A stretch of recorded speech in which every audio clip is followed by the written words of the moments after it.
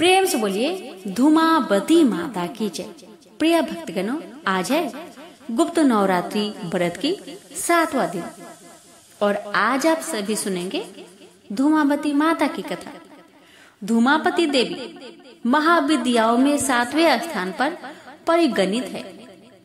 इनके संदर्भ में कथा आती है कि एक बार भगवती पार्वती भगवान शिव के साथ कैलाश पर्वत पर बैठी हुई थी। उन्होंने महादेव जी से अपनी क्षुधा का निवारण करने का निवेदन किया। कई बार मांगने पर भी जब भगवान शिव ने उस ओर ध्यान नहीं दिया, तब उन्होंने महादेव को ही उठाकर निकल लिया। उनके शरीर से धूम राशि निकली। शिव जी ने उस समय पार्वती जी से कहा, आपकी सुंदर मूर्ति धुएं से ढक जाने के कारण धूमावती या धूम्रक कही जाएगी। धूमावती महाशक्ति अकेली है तथा स्वयं नियंत्रिका है। इसका कोई स्वामी नहीं है, इसलिए इसे विधवा कहा गया है। दुर्गा सप्तशती के अनुसार इन्होंने ही प्रतिज्ञा की थी, जो मुझे युद्ध में जीत लेगा तथा मेरा गर्व दूर कर देगा, वही मेरा पति होगा। ऐसा कभी नहीं हुआ, अतः यह कुमारी है। ये धन या पति रहित है अथवा आपने पति महादेव को निगल जाने के कारण विधवा है। नारद पच्य रात्र के अनुसार इन्होंने अपने शरीर से उग्र चंडिका को प्रकट किया था, जो सैकड़ों गिदरियों के तरह आवाज करने वाली थी। शिव को निकलने का तात्पर्य यह है, उनके स्वामित्व का निषेध। असुरों के कच्चे मांस से इनकी अंशभूता सिवाय तृप्त हुई, यही इनकी भूख का रहस्य है। इनके ध्यान में इन्हें विवर्ण, चंचल, काले रंग वाली, मैले कपड़े वाली, धारण करने वाली, कूले केसों वाली विधवा, काक ध्वज वाले रथ पर आरूढ़, हाथ में सूप धारण किए, भूख प्यास से व्याकुल तथा निर्मल आंखों वाली बताया गया है। स्वतंत्र के अनुसार सती ने जब दक्ष यज्ञ में योगाग्नि द्वारा अपने आप को भस्म कर दिया, तब उस समय जो धुआं उत्पन्न हुआ, उससे धूमावती विग्रह का प्रकट्य हुआ था। धूमावती की उपासना विपत्ति नाश, रोग निवारण, युद्ध, जय, उच्चाटन तथा मारण आदि के लिए की जाती है। सख्त प्रमोद में कहा गया है कि इनके उपास कर दुष्ट विचारक का प्रभाव नहीं पड़ता। संसार में रोग दुख के कारण 4 देवता है: ज्वर, उन्माद तथा दाह, रुद्र के कोप से मूर्छा, विकलांगता यम के कोप से, धूल, गाठिया, लकवा, वरुण के कोप से तथा शोक, कलह, क्षुधा, तृष्णा आदि निरीति के कोप से होते हैं। सफत ब्रह्मांड के अनुसार धूमावती और निवृत्ति एक है। या लक्ष्मी जी की ज्येष्ठा है, अतः ज्येष्ठा नक्षत्र में उत्पन्न व्यक्ति जीवन भर दुख भोगता है। तंत्र ग्रंथों के अनुसार धूमावती उग्र तारा है, जो धूम्रा होने से धूमावती कही जाती है। दुर्गा सप्तशती में आभरी और तामसिना में इन्हीं की चर्चा की गई है। ये प्रसन्न होकर रोग और सुख को नष्ट कर देती है तथा कुपित होने पर समस्त सुखों और कामनाओं को नष्ट कर देती है। इनकी शरणागति से विपत्ति नाश तथा संपन्नता प्राप्त होता है। ऋग वेदोक्त रात्रि सूक्त में इन्हें सूत्रा कहा गया है। सूत्रा का अर्थ सुख पूर्वक तारने योग्य है। तारा या तारिणी को इनका पूर्व रूप बतलाया गया है, इसलिए आगमों में इन्हें भाव और संकटों दूर कर सुख प्रदान करने वाली भूति कहा गया है।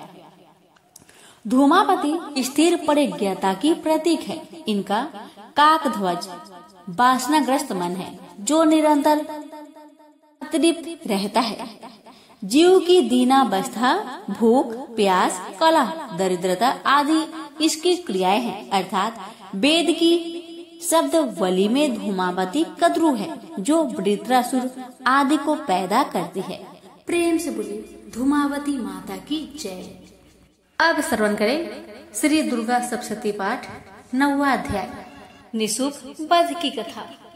राजा ने कहा, हे ऋषिराज, आपने रक्तबीज के वध से संबंध रखने वाला वृत्तांत मुझे सुनाया।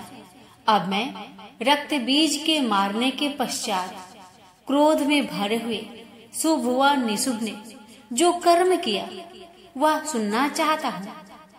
महर्षि मेधा ने कहा, रक्त बीज के मारे जाने पर शुभ और निशुभ को बड़ा क्रोध आया और अपनी बहुत बड़ी सेना का इस प्रकार सर्वनाश होते देखकर निशुभ देवी पर आक्रमण करने के लिए दौड़ा। उसके साथ बहुत से बड़े बड़े असुर देवी को मारने के वास्ते दौड़े और महापराक्रमी शुभ अपनी सेना सहित चंडिका को मारने के लिए बढ़ा। फिर शुभ और निशुभ का देवी से घोर युद्ध होने लगा और वह दोनों असुर इस प्रकार देवी पर बाण फेंकने लगे जैसे मेघों से वर्षा हो रही हो। उन दोनों के चलाए हुए बाणों को देवी ने अपने बाणों से काट डाला और अपने शस्त्रों की वर्षा से उन दोनों दैत्यों को चोट पहुंचाई। निशुभ ने भी तीक्ष्ण तलवार और चमकती हुई ढाल लेकर देवी की सिंह पर आक्रमण किया। अपने वाहन को चोट पहुंची देखकर देवी ने अपने क्षुरप्र नामक बाण से निशुभ की तलवार और ढाल दोनों ही काट डाला। तलवार और ढाल कट जाने पर निशुभ ने देवी पर सख्ती से प्रहार किया। देवी ने अपने चक्र से उसके 2 टुकड़े कर दिए। फिर क्या था, दैत्य मारे क्रोध के जल भुन गया और उसने देवी को मारने के लिए उसकी ओर शूल फेंका, किंतु देवी ने अपने मुक्के से उसको चूर चूर कर डाला। फिर उसने देवी पर गदा से प्रहार किया। देवी ने त्रिशूल से गदा को भस्म कर डाला। इसके पश्चात वह फरसा हाथ में लेकर देवी की ओर लपका। देवी ने अपने तीखे बाणों से उसे धरती पर सुला दिया। अपने पराक्रमी भाई निशुभ के इस प्रकार से मरने पर शुभ क्रोध भरकर देवी को मारने के लिए दौड़ा। वह रथ में बैठा हुआ उत्तम आयुधों से सुशोभित अपनी 8 बड़ी बड़ी भुजाओं से सारे आकाश को ढके हुए था। शुभ को आते देखकर देवी ने अपना शंख बजाया और धनुष की टंकोर का भी अत्यंत दुस्सह शब्द किया। साथ ही अपने घंटे के शब्द से, जो कि संपूर्ण दैत्य की सेना तेज को नष्ट करने वाला था, संपूर्ण दिशाओं में व्याप्त कर दिया। इसके पश्चात देवी के सिंह ने भी अपनी दहाड़ से, जिसे सुन बड़े बड़े बलवानों का मत चूर चूर हो जाता था, आकाश पृथ्वी और 10 दिशाओं को पूरित कर दिया। फिर आकाश में उछलकर काली ने अपने दांतों तथा हाथों को पृथ्वी पर पटका। उसके ऐसा करने से ऐसा शब्द हुआ जिससे कि उससे पहले के सारे शब्द शांत हो गए। इसके पश्चात शिवदूती ने असुरों के लिए भय उत्पन्न करने वाला अट्टहास किया, जिसे सुनकर दैत्य ठरा उठे और शुभ को बड़ा क्रोध आया। फिर अंबिका ने उसे, अरे दुष्ट, खरा रह कहा तो आकाश से सभी देवता जय हो बोल उठे। शुभ ने वहां आकर ज्वालाओं से युक्त एक अत्यंत भयंकर शक्ति छोड़ी, जिसे आते देखकर देवी ने अपने मोहल्का नामक शक्ति से काट डाला।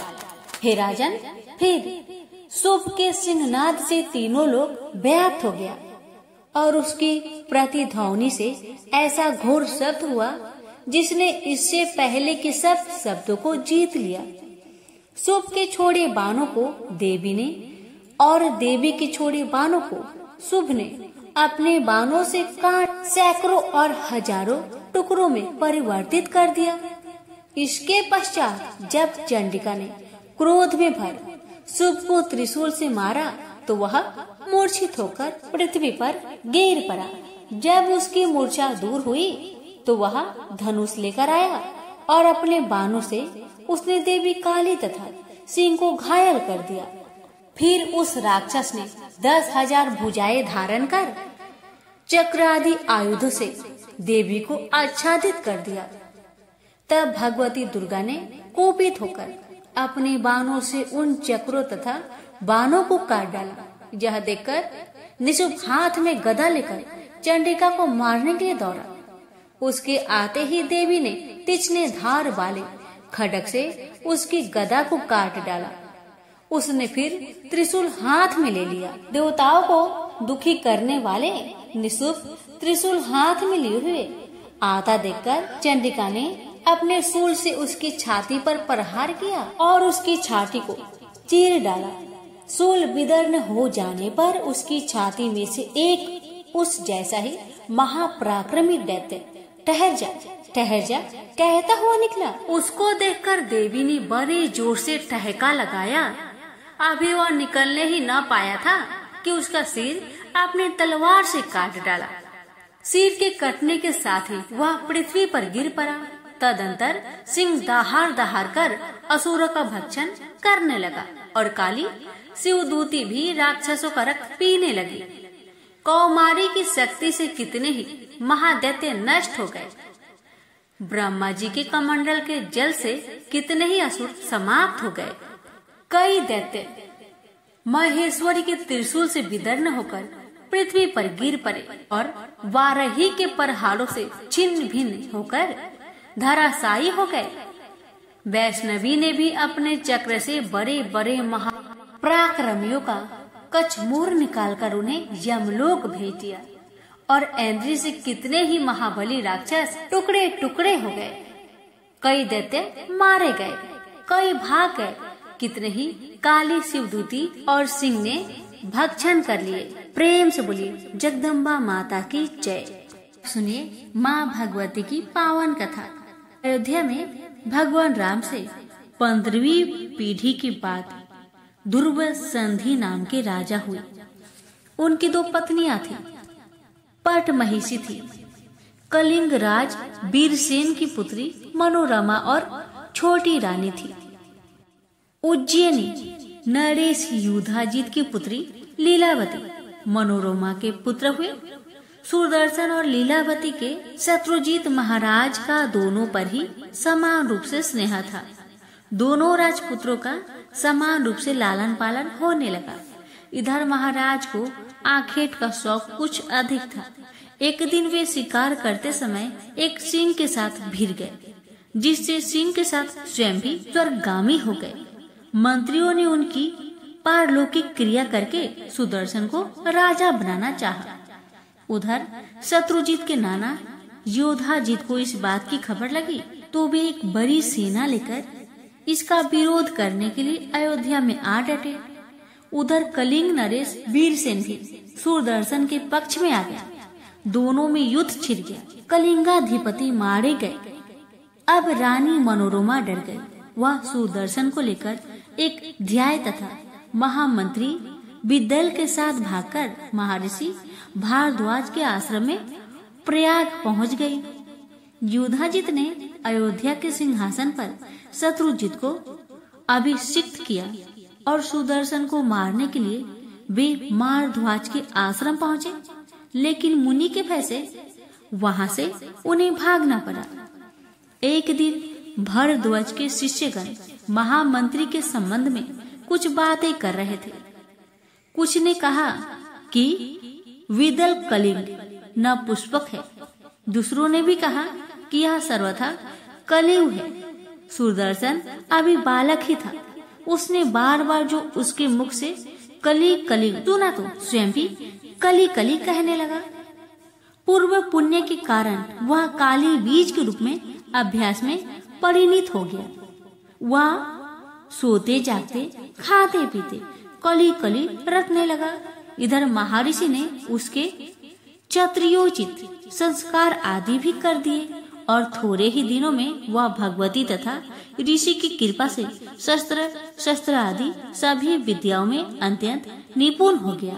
एक दिन वन में खेलने के समय उसे देवी की दया से अक्षय त्रिनीर तथा दिव्य धनुषी भी परा मिल गया। अब सुदर्शन भगवती की कृपा से पूर्ण शक्ति संपन्न हो गया। इधर काशी में उस समय राजा सुबाहु राज्य करते थे। उनकी कन्या सखी कला बड़ी विदुषी तथा देवी भक्त थी। भगवती ने उसने सपने में आज्ञा दी कि तू सुदर्शन को अपने पति रूप में वरण कर ले, यह तेरी समस्त मनोकामनाओं को पूर्ण करेगा। शकीला ने मन में उसी समय सुदर्शन को पति के रूप में स्वीकार कर लिया। प्रातः काल उसने अपना निश्चय माता पिता को सुनाया तो पिता ने उसे जोरों से डांटा और एक असहाय वनवासी के साथ संबंध जोड़ने में अपना अपमान समझा। उन्होंने अपनी कन्या के स्वयंवर की तैयारी आरंभ कर दी। उन्होंने उस स्वयंवर में सुदर्शन को आमंत्रित भी नहीं किया, पर शकीकला भी अपने मार्ग पर ढिंड थी। उसने सुदर्शन को एक ब्राह्मण द्वारा देवी संदेश भेज दिया। सभी राजाओं के साथ वह भी काशी आ गया। इधर शत्रुजीत को साथ लेकर उसके नाना अवंती नरेश युधाजित भी आधम के प्रयत्न करते रहने पर भी शकीकला द्वारा सुदर्शन के मन ही मन वरण किए जाने की बात सर्वत्र फैल गई। इसे भला युधाजित कैसे सहन कर सकते थे। उन्होंने सुबाहु को बुलाकर धमकाया।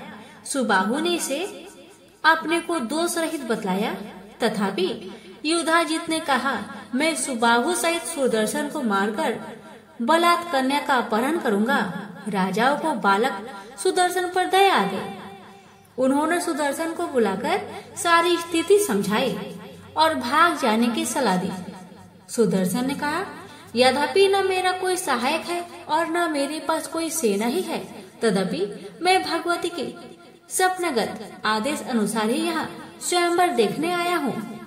मुझे पूर्ण विश्वास है कि वो मेरी रक्षा करेगी। मेरी न तो किसी से शत्रुता है और न मैं किसी का अकल्याण ही चाहता हूँ। अब स्वयंवर प्रांगण में राजा लोग सज धज कर आ बैठे तो सुबाहु ने शकीकला से स्वयंवर में जाने के लिए कहा, पर उसने राजाओं के सामने उपस्थित होना सर्वथा अस्वीकार कर दिया। सुबाहु ने राजाओं के अपमान तथा उसके द्वारा उपस्थित होने वाले भय की बात कही। शकीकला बोली, यदि तुम सर्वथा कायर ही हो तो मुझे सुदर्शन के हवाले करके नगर से बाहर छोड़ आओ। कोई दूसरा रास्ता भी नहीं था, इसलिए सुबाहु ने राजाओं से तो कह दिया कि आप लोग कल स्वयंवर में आ जाइए। आज शकीकला नहीं आई। इधर रात में भी उसने संक्षिप्त विधि से गुप्त रीति से सुदर्शन से शकीकला का विवाह कर दिया और सवेरे होते ही उन्हें पहुंचाने जाने लगा। युधाजित को भी यह बात किसी प्रकार मालूम हो गई। अपनी सेना लेकर सुदर्शन को मार डालने के विचार से रास्ते में वह जा खड़ा हुआ। सुदर्शन भी भगवती का स्मरण करता हुआ वहां पहुंचा। युधाजित ने सुदर्शन को ललकारा। दोनों में युद्ध छिड़ने ही वाला था कि भगवती साक्षात प्रकट हो गई। युधाजित की सेना भाग चली। परम्बा जगजननी ने सुदर्शन को वर मांगने के लिए कहा। सुदर्शन जगजननी की कृपा का अनुभव कर रहा था। उसके पास ना तो मांगने के लिए मन था, न ही शब्द। उसकी आंखों से अविरल अश्रुधारा बह रही थी। सुदर्शन ने देवी की चरणों में अविरल और निश्चल अनुराग का याचना की, साथ ही काशीपुरी की रक्षा की भी प्रार्थना की। परम्बा ने तथास्तु कहा। मान्यता है कि उसके बाद सुदर्शन को मिले वरदान स्वरूप ही दुर्गा कुंड में स्थित हुई परम्बा दुर्गा वाराणसी पुरी की रक्षा कर रही है। प्रेम से बोलिए माँ जगदम्बा की जय। हे माता, आपकी कथा श्रवण करने वाले सभी भक्तों की सभी मनोकामना पूर्ण करे। प्रेम से बोलिए जगदम्बा माता की जय।